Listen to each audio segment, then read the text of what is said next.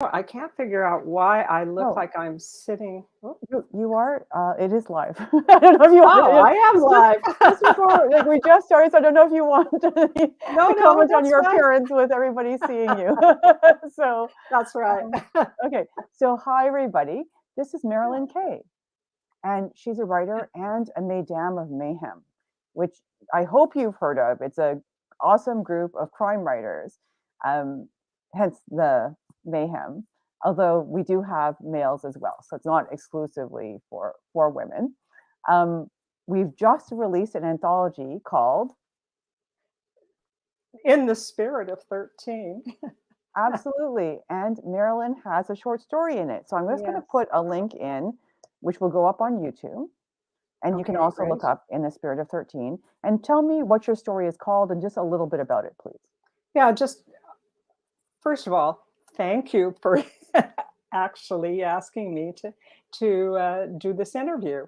You know, in terms of my story, which is called Rise Up, it's written from the point of view of a 12 going on 13-year-old young girl in a cult in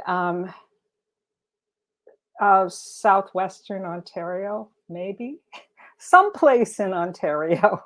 Southwestern Ontario is kind of known for those things. And so it's really it's her sister has just died, and her mother is pretty is upset and feels that the Reverend um, Loving, I should say, is Reverend Loving. God, I wrote this story. Is will be able to help her rise from the dead.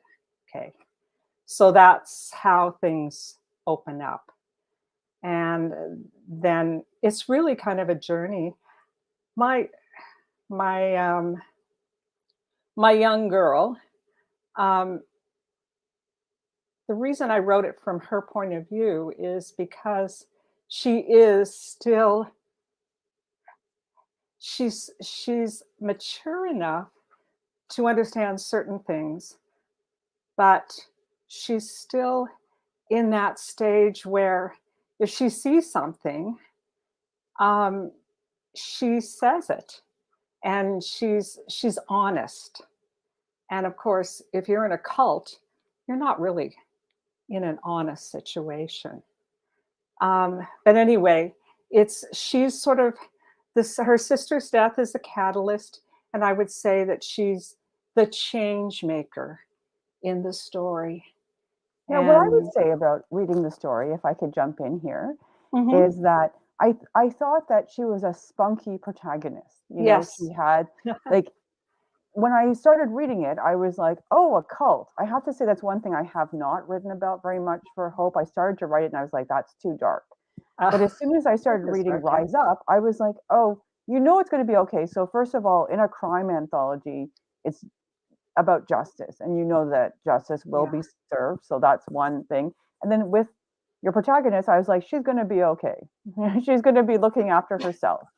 And you had mentioned Anne of Green Gables, which I hope yes, people still know who Anne of Green Gables is. Um, and I immediately felt at home. So that was really great. Um, yes, I also yeah. had some questions for you about Mhm, wrath, if we could move on yeah, to sure. those. Is that okay? Oh, So absolutely. for this series, I have been asking people because I am doing a Kickstarter for The Shapes of Wrath, which is a book about the seven deadly sins. And Dr. Hopesy, first I'm just going to put in the link for the Mesdames of Mayhem in case people want Yes. to check us out. Um, and you should also be able to find the anthology through that link. Um, so Marilyn does not seem like a very vengeful or spiteful person to you, right? But I'm going to ask her anyway, what makes you angry? Ah, I think the things that make me angry is injustice, um, racism, um, things like that, which is one reason why I wrote the cult story because I had been doing lots of research on extremism, Hmm. domestic extremism, and that's what my novel, which I hope someday comes out. We all hope your novel will come out. Yeah. And those are the things, and selfishness. Mm, People who and I just can't, you know, I really don't want to be around those kinds of people. right. Okay. Um, And so, what do so you do when you see that happening in real life or in the world? um, there are a number of coping mechanisms. I donate to Mm, charity or what have you. I also um, sometimes I rant. There's my husband will tell you I rant. Rick Mercer lives down the street from us, and oh, that's interesting. I'd rather but listen to I you, learned, so perfect. yeah, I learned how to rant though from my mother, my Italian mother, who was terrific at ranting. um, but yeah, I'll rant and be upset, and then like I have to continue my life, and I have to see what I can do in terms of whether it's even just sharing a post on Twitter or putting my money on the table to help. I can't really go out and protest or anything like that because I have to shield. Um, but I yeah, I would say those are the things that make me angry. People who start talking about, you know, who say things like, "Well, it's not my problem," you know. I do have a problem with people who do not have empathy. I Yeah, have to and admit, how can we force people to have empathy? and It is a problem, you know? we We talk cannot. about education and patience and listening and that sort of thing, but it seems to be going one way right now. So it Ah, is tough. yeah, yeah, Yeah. and it is unfortunate. Um, there's sometimes, I just have to leave.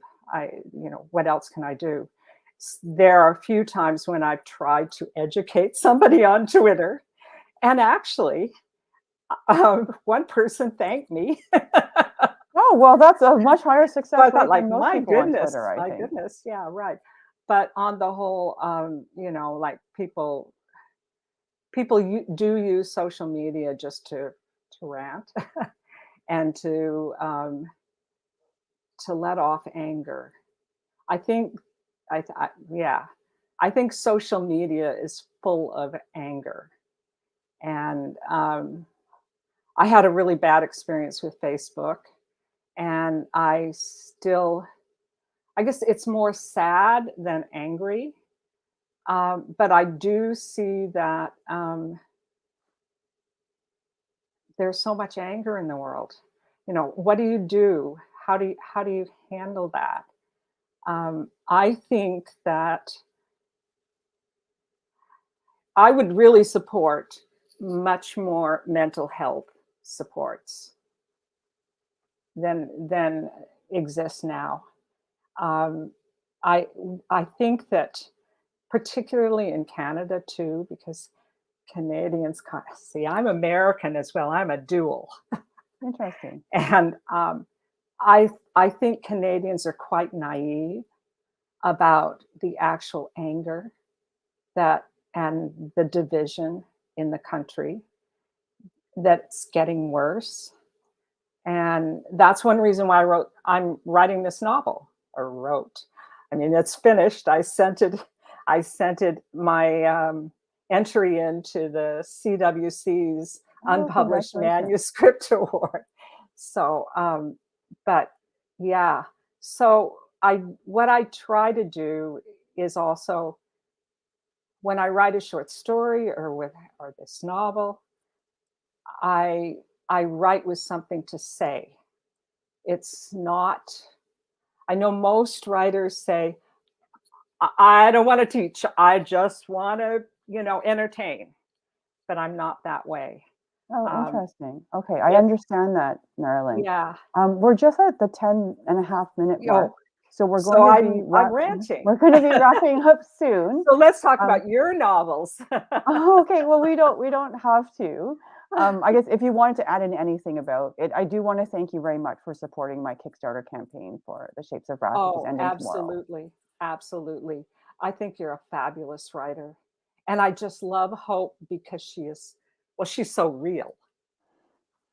And um, you're so good at putting the reader into the action. In all of your novels, you can feel the tension. You can see this person who is not, I mean, Hope isn't super. She doesn't have super qualities in terms of, you Yeah, she's know, not um, supernatural, yeah, supernatural. Yes, is what I or mean. she wasn't She's anyway. super as a doctor, um, but yeah, I love your books because of the humanity in them Hmm. and the sense that um, you can go through those same feelings with Hope. Um, she's a very accessible person, and I think it's going to be quite interesting because this is going to have this sort of paranormal aspect to the books. Your Wrath series, Yes, or that's your right. I should say your seven. Yeah. Yeah, sorry. I would just add in for the people who don't know that for the Seven Deadly Sins series with Yes, Hope right, is going to be right. different in that there will be a Exactly. supernatural element to it that there Yes. wasn't really before. So thank you very much Right. for bringing that up. So if Right, you right. thought Yeah, Hope I'm was, I'm really yeah. kind of interested to Oh, see good. how you handle this person who's very real to me, but throw in that supernatural element. Oh, thank you very much. I didn't want to Yes. make you talk about my work, but it is interesting. I don't know of other people who have done a relatively realistic series and then Uh, put a different spin on it. So we'll see what happens. I mean, yes. um, Yeah. I will just add that when I last looked, we were $28 away from reaching the hardcover stretch goal, and which would make it, if we had another, I think it's $250 for that, would unlock the Uh-huh. audio. Because an audio narrator approached me and was interested in Mhm. performing the book, and I was like, hadn't thought of it, had not budgeted for it, but Uh-huh. maybe if we reach that stretch goal, we could at least do a few chapters, and get a sample of it Yes. out in the world. Yes. Yeah. So Yeah. people want to join in the last 24 hours, great. And Oh, if they yeah. don't, Well, maybe I'll just then have to oh revisit. no, no individual pressure. But I was going to let my newsletter know and stuff like that. People must Yeah, be tired yeah. of hearing from me, but I'm sure Yes. they're glad to hear new voices like Marilyn, who, as she said, is just completed her novel and has it out to the Crime Writers of Canada Awards, has a new story out in the Spirit of 13 anthology, and also in the other Mesdames of Mayhem anthologies. So you want to check those out. And I want Yeah. to thank Marilyn so much for joining me today and sharing her knowledge and wisdom. I have to say, I learned a lot. I was unaware that you were American, that you had an Italian grandmother, that you rant, but you also had a lot of wisdom, right? To donate. You have successfully educated at least one person on Twitter, which is incredible. So these are all accomplishments. Like you know, we should look to you. You're actually the first person since I started this little series who said that you donate. You're the first Oh. person who said that that's one of your reactions to wrath. Now, if I could add one last thing, I did start a campaign for the children who had to survive residential schools, where I was hoping to get 215 feathers colored in And Marilyn was one of the few people who did color in her feather. And then on the back, you're supposed to write your pledge for what you would do to try and make things better for Indigenous people today. Or if you are Indigenous, how you can help yourself or and your colleagues. Or colleagues is just how I talk about people in medicine. Yeah. Sorry, there must be a better way of putting it. Yes, yes. So thank you for walking the walk. I really appreciate it. Oh, you're welcome. And yes, I have very passionate feelings about the our Indigenous people's plight.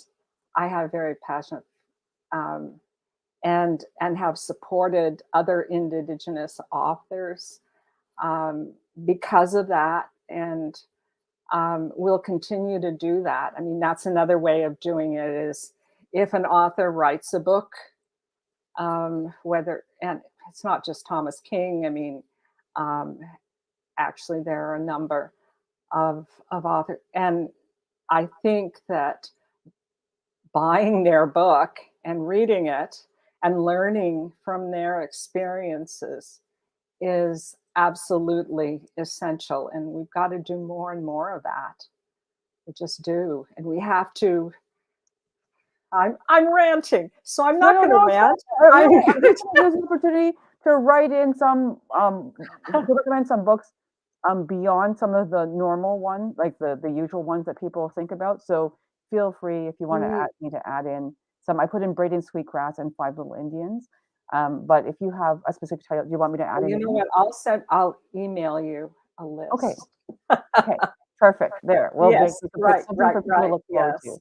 And Thank you so much for joining us. We really thank appreciate you for asking me for the interview. I'm a little rusty, but I thank you for giving me the experience and just having the opportunity to talk to you because I really admire you. Right from the beginning, the first time I met you, I said, "Oh, she is a wonderful person." I knew it. Wow. Okay. People don't generally say that to me, so thank you so much. And I also get this feeling of like caring and genuineness from you. You know, like a lot of people, like you mentioned, shielding yourself. A lot of people do shield themselves because they don't want to be hurt. But I think you do put yourself out there, and in your with your writing and with your heart. So thank you for that. Thank you. Oh my goodness. Well, Okay. I'm sorry, I did hear. Mwah to everybody. Take care. Bye now. Yes, bye.